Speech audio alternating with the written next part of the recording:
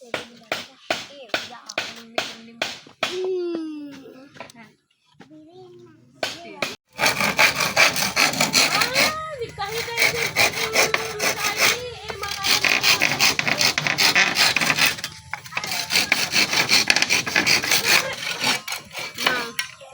ya.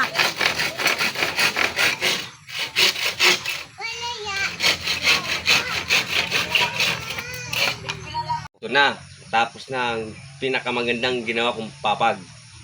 At sana, magusto nyo at mapurihan nyo naman kung paano gumawa ng papag. Diba? Yan. Ganyan ang magandang ginagawang mga katutubo.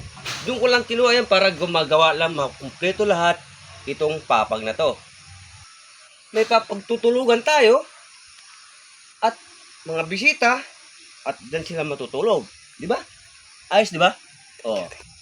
Kung gusto mong mag-relax dito, magsipagkain.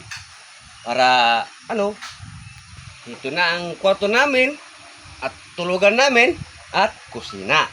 At maraming salamat sa inyo.